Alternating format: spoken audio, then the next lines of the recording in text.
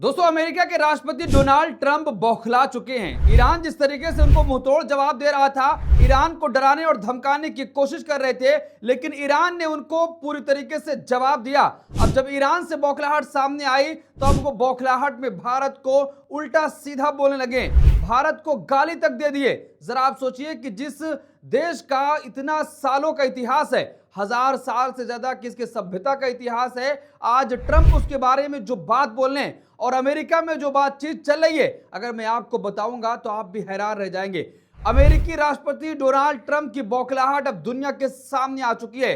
पूरी दुनिया में जो सुपर पावर का चोला लेकर घूमते थे, आज उसकी सच्चाई और उसकी हेकड़ी ईरान ने निकाल दी है।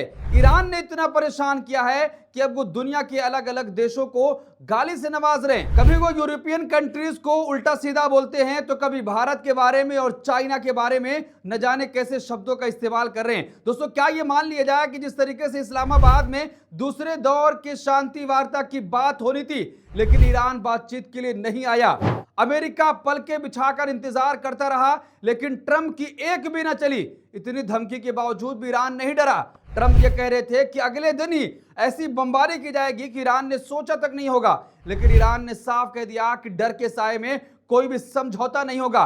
लेकिन अब वही ट्रंप किस तरीके से भारत को अब शब्द कह रहे हैं, और उसके बाद जो भारत की प्रतिक्रिया आई है, भारतीय जनता पार्टी के नेता तमाम खामोश हैं, कोई भी जवाब नहीं दे पा रहा है। देश का गोदी मीडिया भारतीय जनता पार्टी के नेताओं से सवाल करने की हिम्मत तक नहीं जुटा पा रहा है। वही गोदी मीडिया अगर ट्रंप ये कहता है कि मोदी मेरे मित्र हैं, तब दिन भर उस पर बहस होती है, डिबेट किया जाता है और लोगों को यह बताया जाता है कि भारत के दोस्त ट्रंप किस तरीके से प्रधानमंत्री नरेंद्र मोदी के बारे में क्या कुछ कह रहे हैं। लेकिन जब भारत के बारे में उल्टा सीधा बोलता है, तब यह भारतीय जनता पार्टी के किसी भी नेता से सवाल तक नहीं कर पाते हैं। जरा आप सोचिए कि आखिर ट्रंप इतना बौखला चुका है कि वो भारत को ही गाली देने लगा है। भारत को कह रहा है कि भारत और चीन नरक जैसे देश हैं। जरा आप सोचिए कि जिस देश का इतना सालों का पुराना इतिहास है, उसकी सभ्यता का अपना इतिहास है, लेकिन उस देश के बारे में आज ऐसी चीजें कही जा रही हैं। तो दोस्तों, अब ये कहा जाएगा कि ईरान की जिद के सामने ट्रंप की हेकड़ी निकल चुकी है।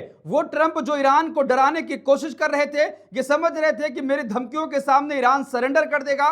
इजराइल से दबाव बनाकर यह कहा जा रहा था कि अटैक करो और उसके बाद फिर ईरान को हम 2 दिन में समझ लेंगे। लेकिन 2 दिन क्या, 60 दिन से ज्यादा का समय बीत चुका है और ट्रंप की हेकड़ी पूरी तरीके से निकल चुकी है।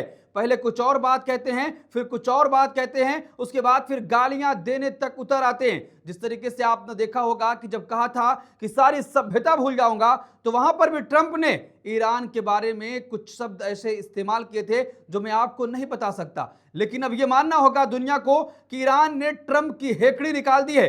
जो ये कहते थे कि दूसरा वेनेजुएला बनाऊंगा, जिस तरीके से वहां के प्रेसिडेंट को मैंने गिरफ्तार किया है और गिरफ्तार करके मैं उसको अमेरिका ले आया, वेनेजुएला कुछ भी नहीं कर पाया, ठीक उसी तरीके से अब ईरान में करने जा रहा हूं। लेकिन इतने दिन बीत जाने के बाद ट्रंप कहीं ना कहीं पीछे हट चुके हैं, उनकी सारी हेकड़ी निकल चुकी है।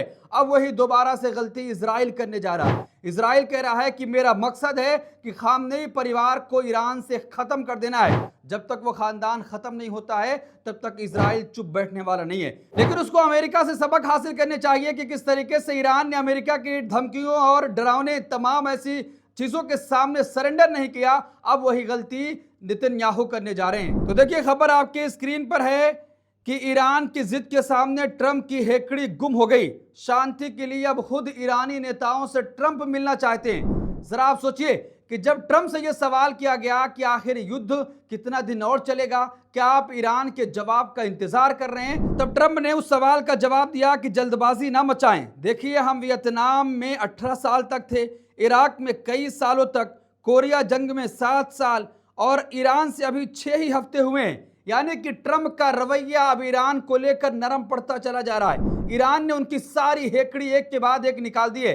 लेकिन एक बात आपको याद रखनी होगी कि उसी ट्रंप को जिताने के लिए भारत में अंधभक्तों ने हवन तक किया था और कहा गया था कि ट्रंप को जीतना है, ट्रंप की सरकार बनाने की बात की जा रही थी। प्रधानमंत्री नरेंद्र मोदी एक बार फिर से ट्रंप सरकार का नारा लगा रहे थे। जरा आप सोचिए कि वही ट्रंप आज भारत को कह रहा है कि नरक जैसा देश है।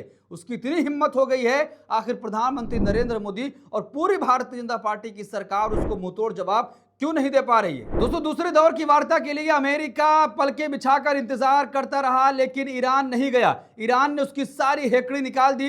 जेडी विंस का पूरा सामान भी आ चुका था। अमेरिकी प्रतिनिधिमंडल का सामान अभी भी इस्लामाबाद में मौजूद है कि कभी भी अगर ईरान मंजूरी दे देगा कि हम बातचीत के लिए आ रहे हैं, तो फिर अमेरिका के वाइस प्रेसिडेंट और उसके साथ जिसको ट्रंप भेजेंगे वो इस्लामाबाद तुरंत पहुंचेंगे। यानी अब जो ईरान चाह रहा है वही अमेरिका कर रहा है। पहले अमेरिका ये कहता था कि हमारे कहने पर शर्तें मानी जाएंगी, हमारे कहने पर डील होगी, हमारे कहने पर सीज फायर होगा, लेकिन ट्रंप के तथाकथित सीज फायर को ईरान ने मानने से इनकार कर दिया। तथाकथित मैं इसलिए कह रहा हूं क्योंकि एक तरफा ट्रंप ने ऐलान किया, लेकिन ईरान ने उस पर सरकारी मुहर नहीं लगाई। ईरान ने यह नहीं कहा कि हम भी इस सीज फायर को मानते हैं, यानी कि वो तथाकथित सीज फायर ट्रंप का था जिसको ईरान ने मानने से इनकार कर दिया था। दोस्तों, अब हम आते हैं दूसरी खबर पर। जिस तरीके से ट्रंप को जिताने के लिए अंधभक्तों ने भारत में हवन तक किए थे, आज वही ट्रंप भारत को लाल आंख दिखा रहा है और साफ कह रहा है कि भारत और चीन जैसे देशों को नरक बताया है। जरा आप सोचिए कि वो अंधभक्त आज कहां गए। क्या वो बाहर निकलेंगे और ट्रंप के लिए फिर से ऐसी तमाम चीजें करेंगे कि उसको बर्बाद कर दिया जाए? लेकिन उसके जिताने के लिए अंधभक्त हवन तक कर गए थे, सिर्फ इसलिए कि वो मुस्लिम देशों को परेशान करता है। तो अंधभक्तों की कोई जाति और कोई उनका धर्म नहीं है, बस वो देखेंगे कि कौन मुसलमान को परेशान कर रहा है, उसके जिताने के लिए, उसके सपोर्ट के लिए खड़े हो जाते हैं। ये तस्वीर आप देखिए कि किस तरीके से ट्रंप को जिताने के लिए हवन तक किया गया था। प्रधानमंत्री नरेंद्र मोदी ने एक बार फिर से ट्रंप की सरकार का नारा लगाया था। अब इस पर पत्रकार उमाशंकर सिंह ने लिखा है कि पत्थर पूजे हरी मिले तो मैं पूजूं पहाड़, ताते तो चाकी भली पीस खाए संसार। कबीरदास ने निसंदेह ऐसी स्थिति के लिए दोहा नहीं लिखा था। यानी कि आज जो स्थिति है कि ट्रंप भारत को नरक जैसा देश बता रहा है और अंधभक्तों ने उसके लिए हवन किया था, पूजा किया था, उसके लिए कई कई दिन तक पूजा की गई थी ताकि वहां से ट्रंप की सरकार दोबारा से अमेरिका में बन सके। उसके बाद जो गोदी मीडिया ने नंगा नाच किया था कि अमेरिका में नरेंद्र मोदी के दोस्त की सरकार बन गई है, अब तो रिश्ते बहुत अच्छे मजबूत हो जाएंगे। लेकिन आप सबको पता है कि भारत और अमेरिका के रिश्ते कैसे हैं। ट्रंप आए दिन भारत को धमकी देता है और कहता है कि मैं चाहूंगा तो नरेंद्र मोदी का पॉलिटिकल कैरियर 1 मिनट में तबाह कर सकता हूं। और वो कहता है कि भारत इस देश से तेल नहीं खरीदेगा, रूस से तेल नहीं खरीदेगा, ईरान से नहीं खरीदेगा और दूसरे देशों से व्यापार नहीं करेगा। तब भारत कहता है ठीक है मालिक, आप जिससे कहेंगे मैं उससे करूंगा। जब ईरान से जंग की शुरुआत हुई उसके बाद रूस से तेल लेने की अनुमति अमेरिका देता है कि 1 महीने आपके पास है, 1 महीने तक आप रूस से तेल खरीद सकते हैं। जरा आप सोचिए कि जिसके बारे में अंधभक्तों ने हवन किया था, गोदी मीडिया ने यह बताया था कि नरेंद्र मोदी के दोस्त की सरकार वहां पर बन गई है, ट्रंप फिर से प्रेसिडेंट बने हैं, भारत और अमेरिका के रिश्ते मजबूत होंगे। अब यहां पर इनको विश्वगुरु बनाया जाएगा, तथाकथित विश्वगुरु। गोदी मीडिया के जरिए से एक व्यक्ति को महामानव बनाने की कोशिश की गई थी, लेकिन आज उसकी असली सच्चाई देश के सामने है। गोदी मीडिया भी एक्सपोज हो चुका है, भारतीय जनता पार्टी की भी पोल खुल चुकी है और ऐसे तमाम अंधभक्तों को अब ढूंढा जा रहा है, खोजा जा रहा है कि आखिर वो कहां चले गए जो पापा के लिए हवन कर रहे थे। दोस्तों, आज स्थिति भारतीय जनता पार्टी ने यह बना दी है कि अगर अमेरिका कुछ भी कहेगा तो उसको करने के लिए भारत तैयार हो गया है। राहुल गांधी ने पहले दिन से कहा था कि यूएस डील जिस तरीके से हुई है, नरेंद्र मोदी ने भारत के समझौतों को अमेरिका के सामने सरेंडर कर दिया है और भारत की जिस तरीके से तमाम तरह की चीजें हैं उसको अमेरिका के हाथों बेच दिया है। भारत का हित नरेंद्र मोदी ने ट्रंप के हाथों बेच दिया है। तमाम तरह की दोस्तों बातें हो रही हैं और जिस तरीके से ट्रंप बौखला गया है, ईरान ने जिस तरीके से उसकी हेकड़ी निकाली है कि पहले गीदड़ भक्की दिखाया करते थे ट्रंप कि एक दिन में ईरान खत्म कर दूंगा, अगले दिन कोई भी पुल नहीं बचेगा, कोई भी पावर प्लांट नहीं बचेगा, कोई भी सड़क नहीं बचेगी। लेकिन उसके बाद ईरान में अभी तक सब कुछ सुरक्षित है। ईरान एक अपने मजबूत इरादों के साथ आगे बढ़ रहा है और हर एक तमाम ऐसी साजिशों का मुकाबला कर रहा है, बहुत ही मजबूत तरीके से अपने दुश्मनों को वो ठिकाने लगाने का काम कर रहा है। जैसे ही खबर ये लीक होती है कि उस पर इजराइल की तरफ से अटैक हो सकता है, उसने तुरंत एयर डिफेंस सिस्टम एक्टिव कर दिया और साफ मैसेज दे दिया कि अगर इजराइल ने दोबारा से वो अहमकाना हरकत की तो इस बार उसको बख्शा नहीं जाएगा, मुंहतोड़ जवाब दिया जाएगा। दोस्तों, इस पूरे मामले पर आप क्या सोचते हैं? क्या आखिर ट्रंप जिस तरीके से बौखला गए हैं, ईरान ने जिस तरीके से उनकी हेकड़ी निकाली है, ईरान अब जो चाह रहा वही कर रहा है, ईरान अपनी शर्तों पर समझौता कराना चाह रहा है और ट्रंप उसके लिए भी तैयार हो गए। जब पत्रकारों ने सवाल पूछा कि क्या आप ईरान का इंतजार कर रहे हैं कि उनका कोई जवाब आएगा, उसके बाद आप इस्लामाबाद जाएंगे डील करने के लिए, ट्रंप कहते हैं कि आप इतनी जल्दबाजी में क्यों हैं?